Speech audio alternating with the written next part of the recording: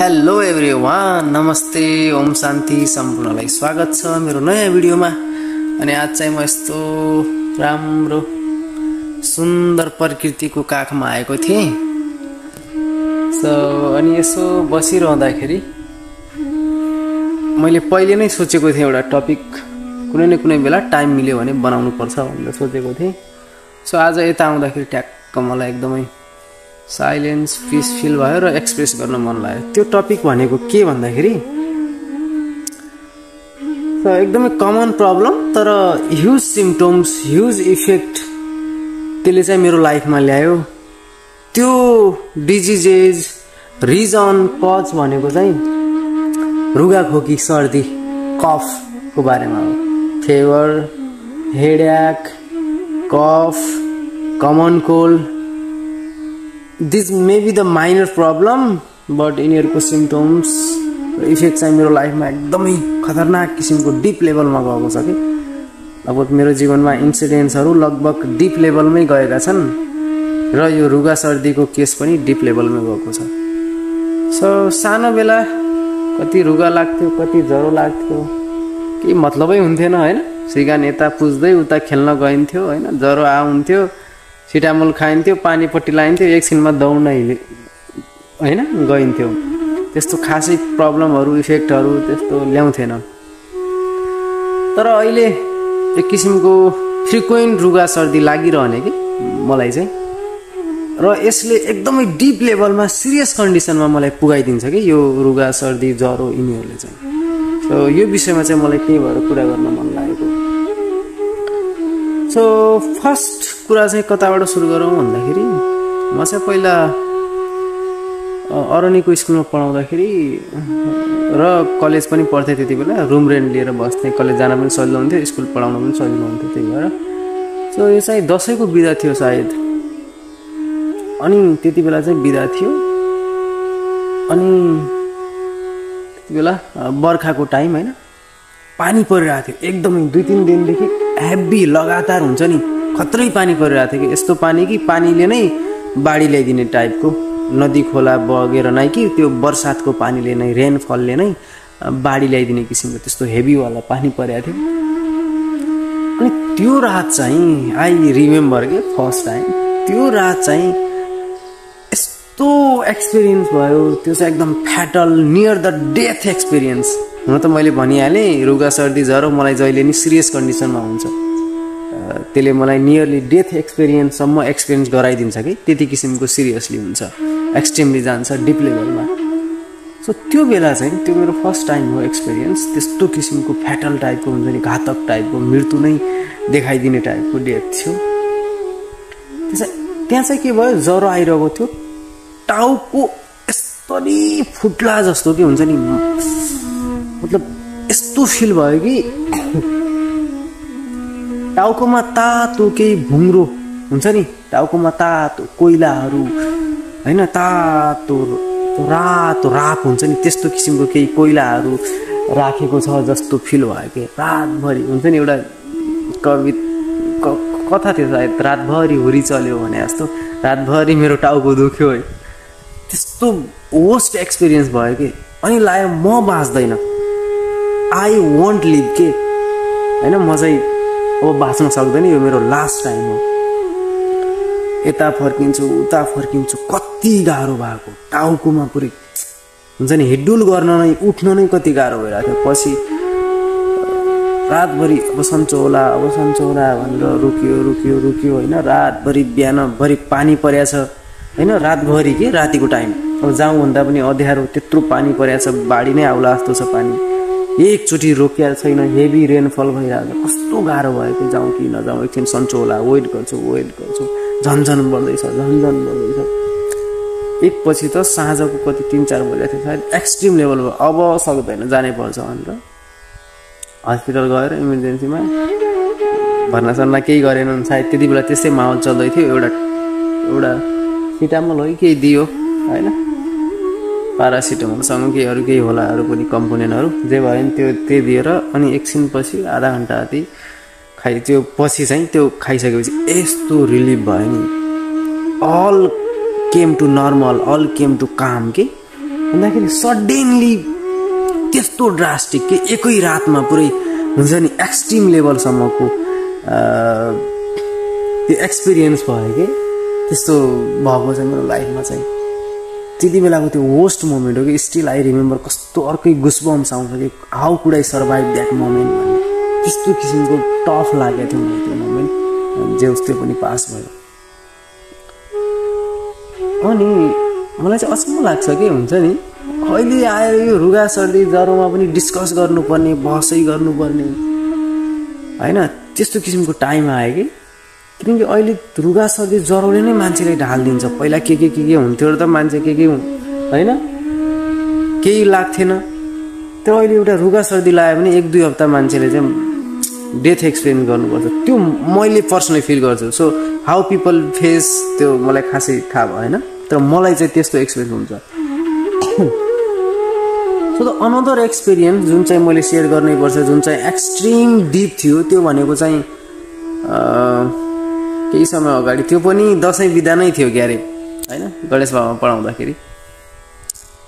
अनि दसैँ बिदा नै थियो अनि 2-3 दिनदेखि मलाई ज्वरो आइरहेको थियो रुगा खोकी टाउको दुखिरहेको थियो। अनि मैले चाहिँ रेस्ट गरिरहेको थिएँ। राति पनि एकदम चाहिँ ढाड दुखे जस्तो कस्तो फिल हुने कि ढाड नै भाँच्चे जस्तो पुरै हुन्छ नि जिन्दगीको वाट लागेको अब त सक्यो अब जिन्दगी नियरली डेथ एक्सपिरियन्स फेस भइरहेको थियो तर पनि हुन्छ नि चलिरहेको थियो 2-3 दिन।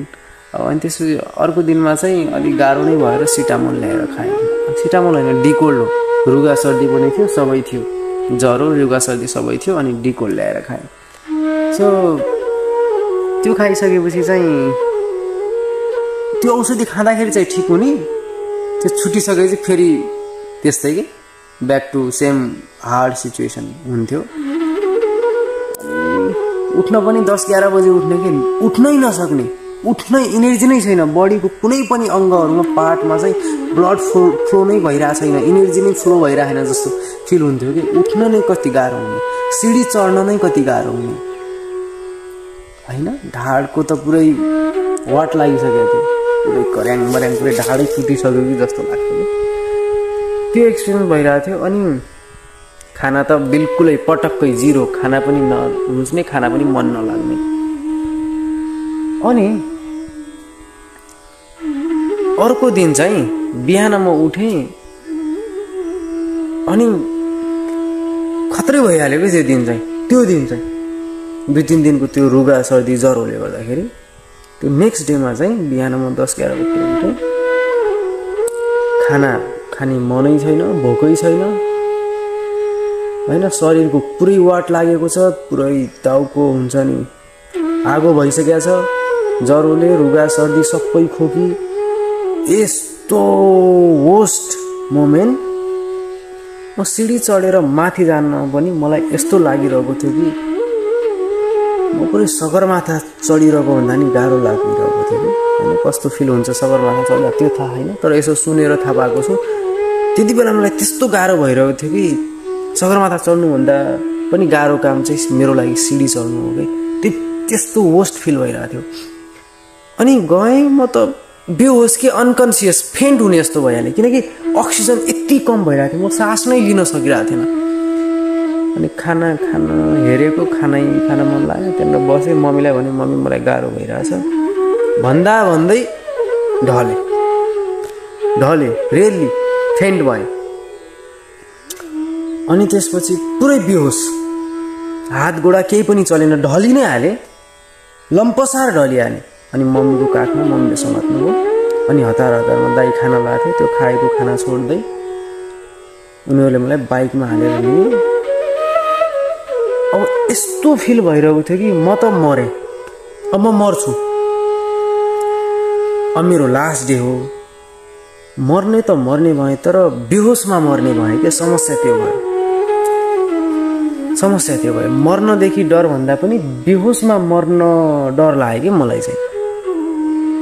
मरे पनि शान्त मौन होसमा मर्न परोस् कि मान्छेको एउटा गोल टाइपको हो यो चाहिँ हुन्छ नि।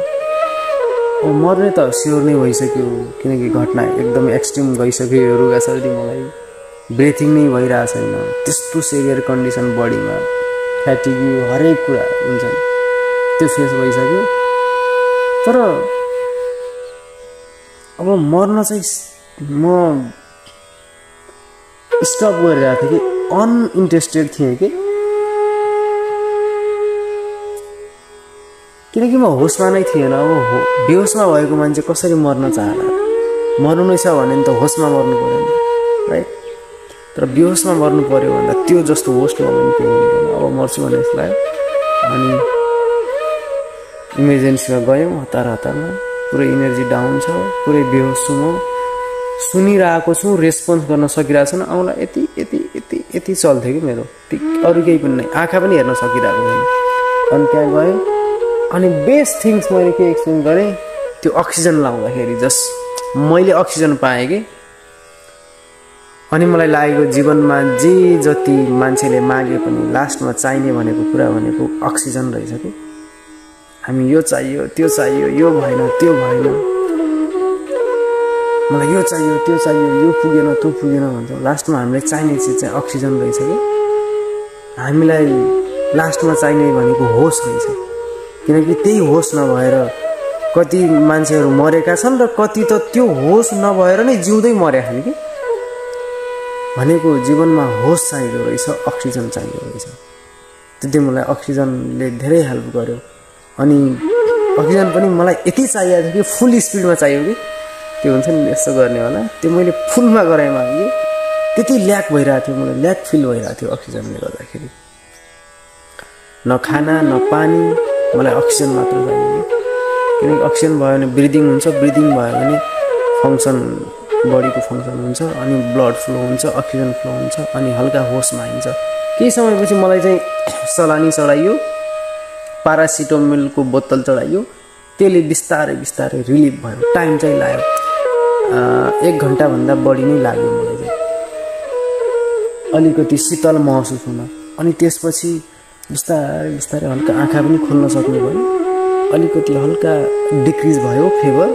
अनि त्यसपछि सबै फ्यामिली रिलेटिभ्सहरू सबै अलमोस्ट आउनु भएको थियो, अनि उहाँहरूलाई चिन्न सक्ने भएँ, बोल्न चाहिँ सक्ने भएन, हात उयो पनि यति यति यस्तै यति मात्र चल्थ्यो कि, खालि औँलाले यति मात्र रेस्पोन्स गर्न सक्थ्यो कि होइन। अनि रेस्पोन्स यति होइन, हल्का यसरी बोलाउने त्यो टाइपको त्यस्तो हुन्थ्यो। भनेको त्यो बेला मैले चाहिँ के एक्सपिरियन्स गरेँ, नियरली डेथ एक्सपिरियन्स गरेँ। कोमा हुन्छ नि, कोमामा कस्तो हुन्छ एक्चुअली मलाई चाहिँ थाहा छैन, यसो फिल्ममा देखे अनुसार म भन्छु, मलाई पुरै फुल कोमा जस्तो एक्सपिरियन्स भयो। किनकि किन कोमामा भन्दा अलिकति लाइट कोमा हो कि के हो मलाई थाहा भएन, किनकि कोमामा त पुरै अनकन्सियस हुन्छ, केही पनि थाहा पाउँदैन मलाई। तर मेरो चाहिँ हाफ कोमा अथवा लाइट कोमा अथवा हुन्छ नि जति जे भयो नि, मतलब नियरली डेथ एक्सपिरियन्स भएको थियो कोमा जस्तो, अथवा 1 to 5%, 10% अफ कोमा, त्यो चाहिँ फिल भयो। जति पो होस् ठ्याक्क मलाई कोमाको एक्सपिरियन्स छैन कस्तो हुन्छ, पुरै अनकन्सियस हुन्छ होला कोमामा चाहिँ मान्छे। तर मेरो फुल अनकन्सियस चाहिँ थिएन, जस्ट आई कुड लिसन, म सुन्न चाहिँ सक्थेँ। सायद कोमामा पनि सुन्न सक्छन् होला, राइट, सक्थेँ। मतलब रेस्पोन्स चाहिँ एकदमै लाइट थियो, यत्तिको रेस्पोन्स हुन्थ्यो, सायद कोमा नै भयो। अनि त्यो एक्सपिरियन्स भइरहँदाखेरि जब अलिकति बेटर फिल भयो, अलिकति शान्त, अलिकति ठिक होसमा आएँ कि, होसमा आइसकेपछि त्यति बेला पनि मैले सुनिरहेको थिएँ के बोलेको कुराहरू, तर अब चाहिँ होसमा थिएँ कि म रेस्पोन्स चाहिँ गर्न सकिनँ। त्यति बेला पनि बोल्ने उठ्ने हिँड्न सकिनँ, तर त्यति बेला चाहिँ होसमा थिएँ र त्यति बेला चाहिँ म रेडी थिएँ कि मर्नको लागि। I was ready, literally ready कि, perfectly ready to die, perfectly. किनकि म त्यति बेला त्यो किसिमको सिनेरियोमा थिएँ जहाँ चाहिँ मलाई अहिलेसम्म यो स्थानमा पुगाइदिने प्यारेन्ट्सहरूलाई एकदमै थ्याङ्क यू भन्न चाहन्थेँ, ग्रेटफुल भएर एकदमै हृदयदेखि नै, मेरो आत्मादेखि नै, हृदयभन्दा पनि आत्मादेखि नै म धन्यवाद आभारी हुन सक्थेँ कि त्यो मोमेन्टमा। र त्यो मोमेन्टमा पर्फेक्टली साइलेन्टमा थिएँ, पर्फेक्टली नो डिजायर, अनि होसमा थिएँ। अनि अब होसमा आइसकेँ, अब चाहिँ मर्न सक्छु कि म, अब म मरेँ भने पनि घाटा लाग्दैन कि मलाई चाहिँ, होइन। बेहोसमा मर्नु पऱ्यो भने त त्योभन्दा जीवनको हुन्छ नि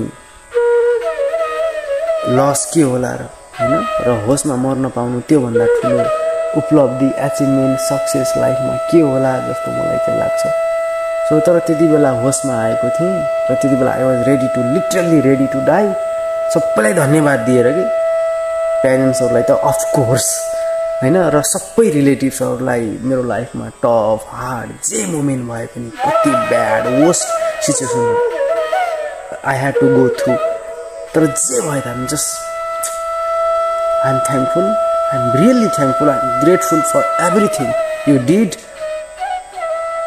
अनि आई एम सरी किनकि just I could not do as you wanted as you expect हैन अनि you may have thought that I would live long life but I could not हैन त्यसमा चाहिँ सरी भन्न चाहन्थेँ र थ्याङ्क यू पनि भन्न चाहन्थेँ सक्थेँ कि त्यो मोमेन्ट थियो एकदमै ब्युटिफुल मोमेन्ट साइलेन्ट त्यति बेला चाहिँ I was unconscious and I was ready to die so यो मोमेन्ट थियो ब्याक टु केही समयपछि बिस्तारै बिस्तारै नर्मल भयो एउटा रुगा सर्दीले गर्दाखेरि कहाँ पुगाइदियो ल हेर्नु त लाइफको त्यो एक्सपिरियन्स डेथ एक्सपिरियन्स गराइदियो अनि अर्को एक्सपिरियन्स जुन चाहिँ हो त्यति सेभर चाहिँ हुन्न तर हुन चाहिँ हो अर्कोचोटि फेरि मलाई यो रुगा सर्दी फ्रिक्वेन्टली लागिरहने कि जति बेला लाग्छ त्यति बेला नै मलाई पुरै हुन्छ नि एक्सट्रिमली त्यो डेथ एक्सपिरियन्समा पुगाइदिने कि नर्मल्ली हुँदैन हुने अनि अर्कोचोटि चाहिँ रुगा सर्दी लागिरहेको थियो अनि रातिबाट चाहिँ फेरि मलाई के भयो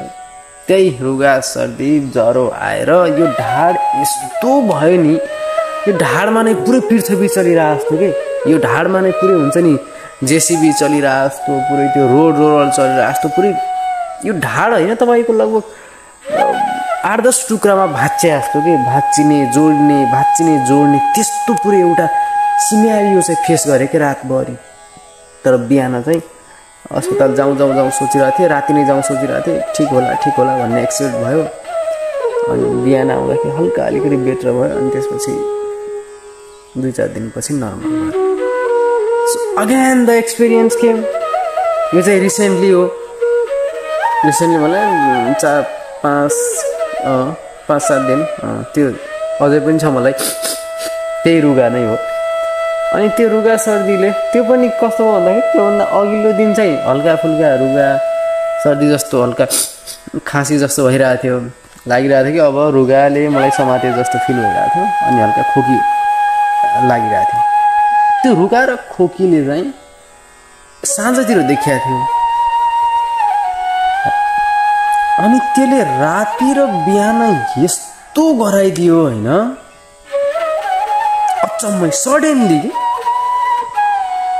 तर त्योभन्दा अगाडि दिन म स्कुल गएँ साँझ आएर त ढलिहालेँ लिटरली अब इमर्जेन्सीमै जानुपर्छ जस्तो फिल भइसक्यो अब मर्छु फेरि त्यस्तै एक्ज्याक्टली सेम त्यही नियरली डेथ एक्सपिरियन्स हैन बडीको पुरै कन्ट्रोल लुज भइसक्यो शरीरमा कुनै पनि एनर्जी फ्लो भएको छैन पुरै डाउन फिल गरिरहेछु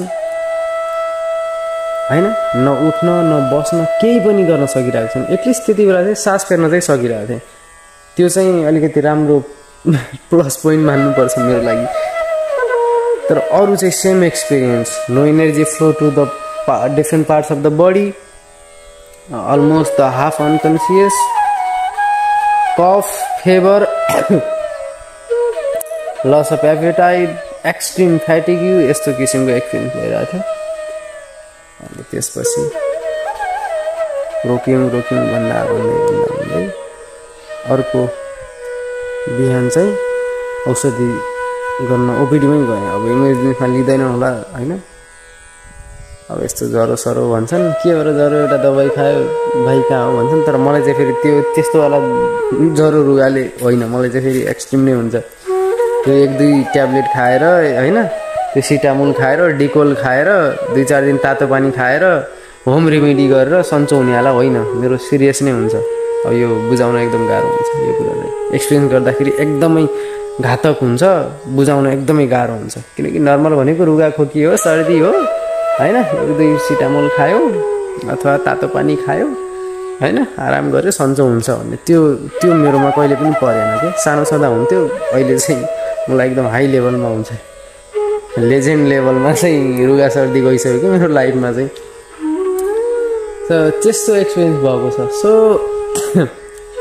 होइन पहिला कस्तो कस्तो रोगहरू लाग्थ्यो, के लाग्थ्यो, केही हुन्थेन। अहिले एउटा चाबो रुगा सर्दीले पनि यस्तो किसिमको एक्सपिरियन्स गर्न थाल्यो भन्दाखेरि हामी त सो मेरो लाइफको एउटा कोइट के भयो भन्दाखेरि वाटेभर मलाई त रुगा सर्दी नै लान्छै क्या होइन। Nothing can kill me but the रुगा सर्दी फेभर कफ होइन, this kind of things can kill me literally कि I have experience several time and frequently होइन, अलमोस्ट रेगुलर भन्दा पनि हुन्छ। So have you ever face this types of experience? के तपाईँहरूलाई यस्तो फेस भएको छ कि लाग्छ कि हामीलाई नै रुगा सर्दीले माथि पुगाउँछ जस्तो लाग्छ? Do you experience or have you ever experiences?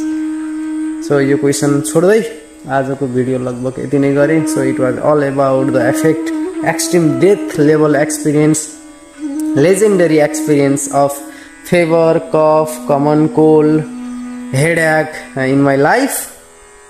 So thank you everyone for watching me. See you in the next video. Take care, be happy, be healthy. Om Shanti.